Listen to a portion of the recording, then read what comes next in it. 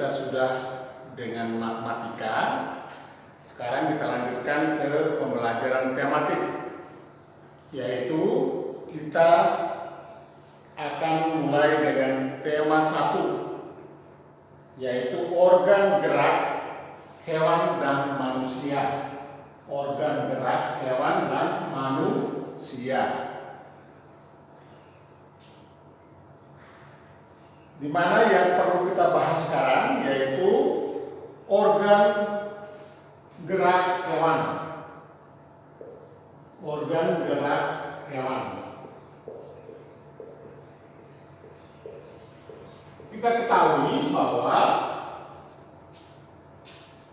yang dikatakan makhluk hidup itu ada manusia, ada juga hewan dan tumbuhan. Itu yang dikatakan makhluk hidup.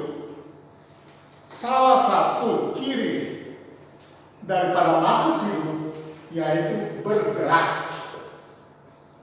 Bergerak. Apa itu bergerak? Bergerak adalah kemampuan untuk berpindah tempat dari satu tempat ke tempat yang lain. Itu yang dikatakan bergerak.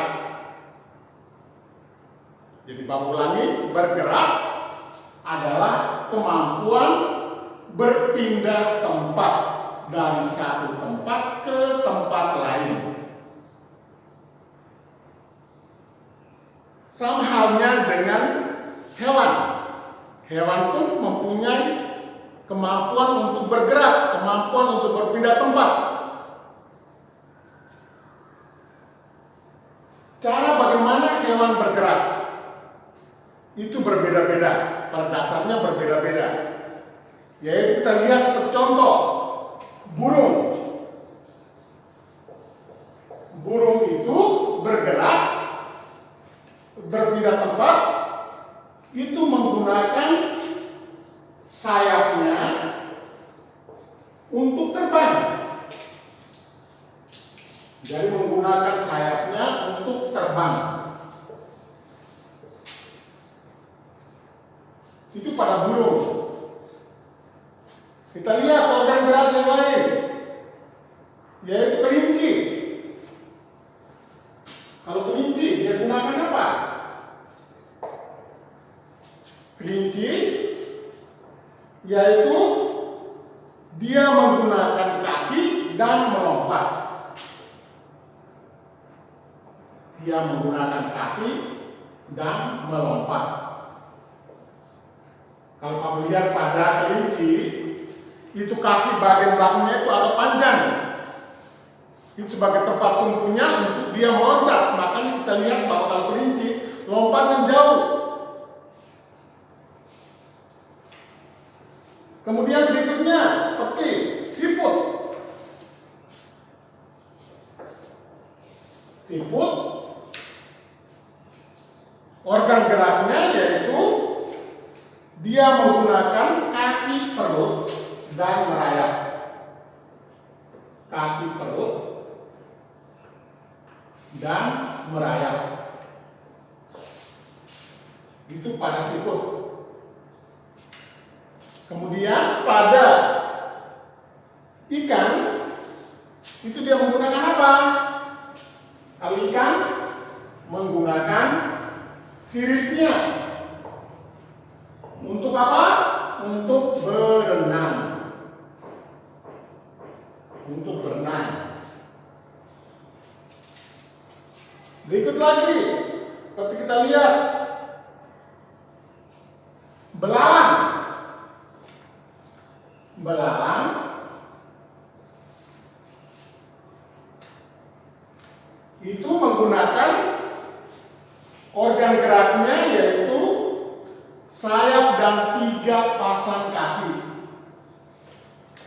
Sayap dan 3 pasang kaki. Sayap dan 3 pasang kaki. Sayap dan 3 pasang kaki untuk apa? Yaitu untuk terbang dan melompat. terbang dan melompat.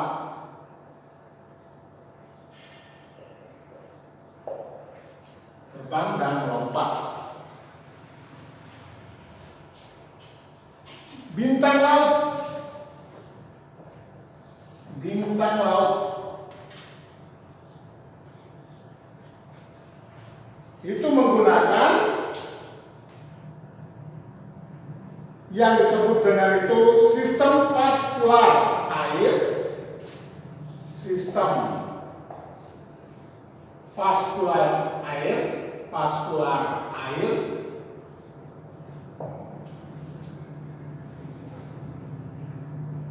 di mana dia menggunakan sistem cara vaskular air ini untuk merayap dengan kaki yang dengan tabungnya itu. Dan sistem vaskular air ini semacam tabung yang digunakan dari kakinya yang berada di kakinya. Kaki dengan tabungnya itu.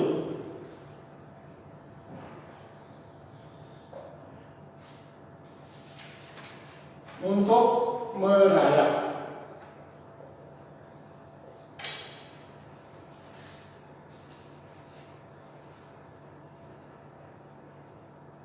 Untuk merayap. Kemudian katak itu menggunakan apa?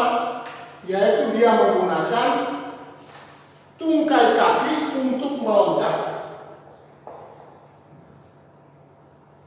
Katak, balik. Katak menggunakan tungkai kaki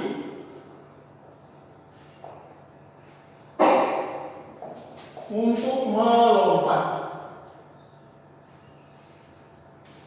Untuk melompat. Demikian juga pada binatang-binatang yang lain. Jadi bisa nanti kalian bacakan di situ organ gerak hewan dan manusia, khususnya itu organ gerak hewan, dapat kalian bacakan di dalam bukumu sendiri. Organ gerak apa yang digunakan untuk bergerak atau alat apa saja yang digunakan untuk bergerak supaya dia bisa berhasil untuk bisa berpindah tempat dari satu tempat ke tempat yang lain.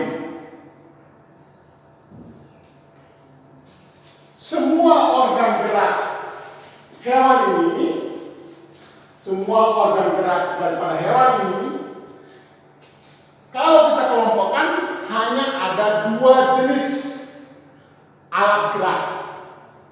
Hanya ada dua jenis alat gerak, yaitu dua jenis alat gerak itu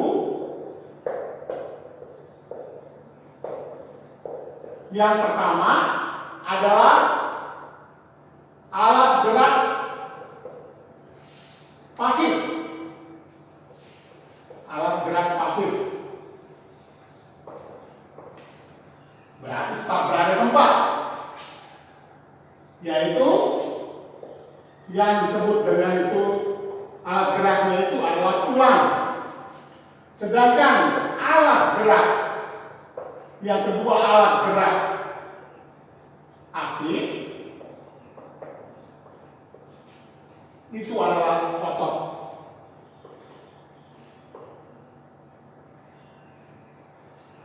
Jadi kita kenal ada dua jenis alat gerak pada hewan, yaitu yang pertama alat gerak pasif, yaitu tulang.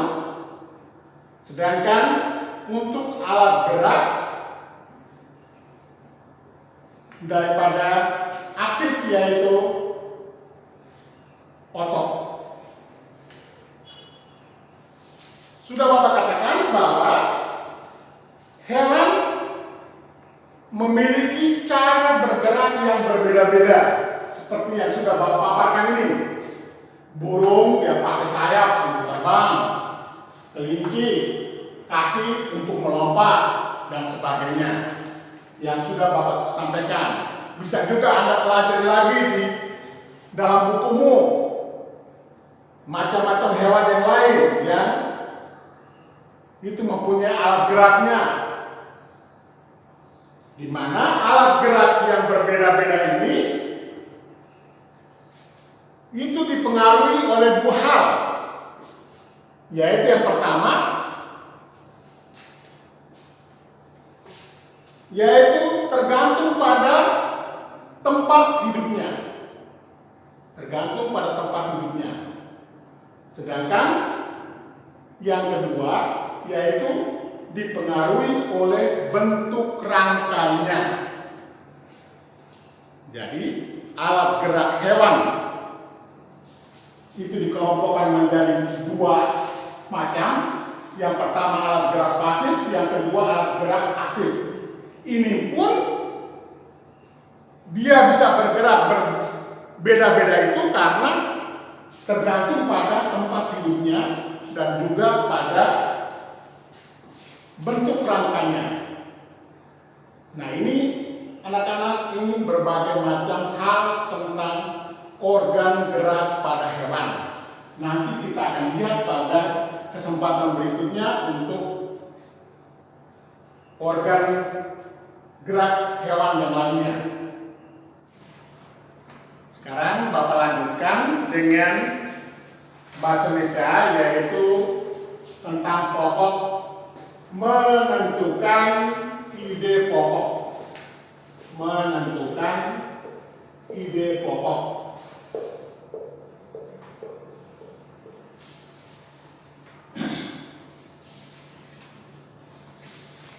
Bagaimana kita menentukan ide pokok pada suatu bacaan?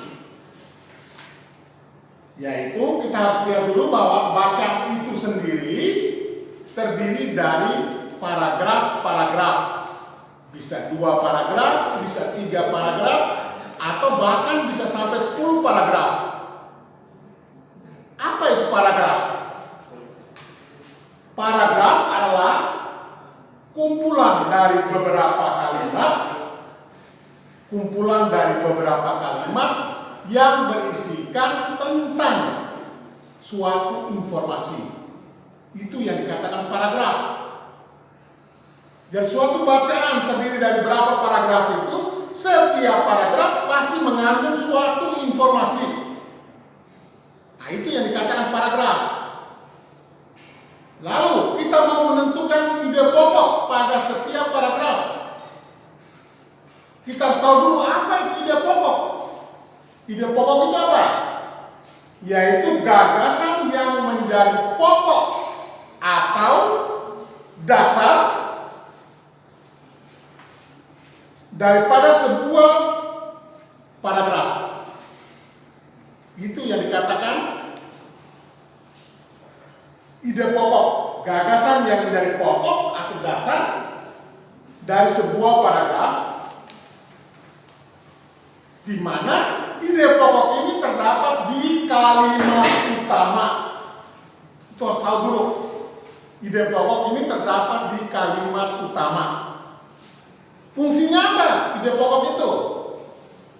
Fungsi ide pokok yaitu sebagai pokok atau patokan atau dasar acuan suatu paragraf. Itu yang dikatakan fungsinya. Fungsi dari ide pokok yaitu sebagai patokan, sebagai acuan, sebagai dasar dari suatu paragraf. Itu yang dikatakan fungsi daripada ide pokok itu. Tadi sudah Bapak katakan bahwa suatu ide pokok itu terdapat di kalimat utama. Terdapat di suatu kalimat utama. Kalimat utama yaitu kalimat yang di dalamnya terdapat ide pokok paragraf itu. Itu yang dikatakan bahwa paragraf itu sendiri adalah memuat mengenai suatu informasi di mana ada ide pokoknya. Ide pokoknya terdapat di dalam kalimat daripada paragraf itu sendiri. Di mana kalimat utamanya itu dijelaskan nanti oleh kalimat-kalimat kalimat penjelasnya yang kita sebut dengan kalimat pengembang atau kalimat penjelas. Kalimat utama itu sendiri bisa terdapat pada awal paragraf atau bisa juga terdapat pada akhir paragraf atau antara awal dengan akhir ini bisa terdapat yang bisa kenal dengan istilahnya campuran. Jadi kita harus membaca paragraf itu, harus pahami dulu di mana kalimat utamanya. Kemudian kalimat utama ini menjadi memuat suatu ide pokok, itu berada di, sebab saya katakan berada di awal, akhir atau campuran. Nah, sekarang kita hanya menentukan saja bagaimana menentukan ide pokok. Supaya bisa kita tahu bahwa oh, kalimat yang ada di dalam kalimat utama yang ada di dalam paragraf itu sendiri, ide pokoknya itu yang mana? Ya, itu ada langkah-langkahnya. Yang pertama yaitu kalian harus membaca bacaan itu dengan baik. Setiap paragraf itu dibaca dengan baik. Harus pahami bahwa apa yang dibahas di paragraf itu harus kalian baca dengan baik. Lalu pahami apa yang ada di dalam paragraf itu. Setelah kamu bacakan itu, baru kamu mulai tentukan kalimat utamanya, yaitu kalimat yang menjadi inti daripada paragraf itu sendiri. Nah, itulah nanti caranya kamu untuk menentukan ide pokoknya itu dengan langkah-langkah seperti itu. Baca dulu setiap paragrafnya dengan baik, pahami dulu apa maksud yang terkandung di dalam paragraf itu sendiri, dan disitulah Anda bisa mencarikan ide pokoknya dan Anda bisa menentukan, oh ini letaknya kalimat utama ini yang menjadi ide pokok. Hanya itu saja. Nanti kita akan membuatkan latihan-latihan nanti pada kesempatan berikut sehingga kalian bisa mengetahui secara tepat bahwa ide pokok daripada setiap paragraf itu bagaimana. Itu nanti akan kita lanjutkan pada kesempatan pelajaran berikutnya.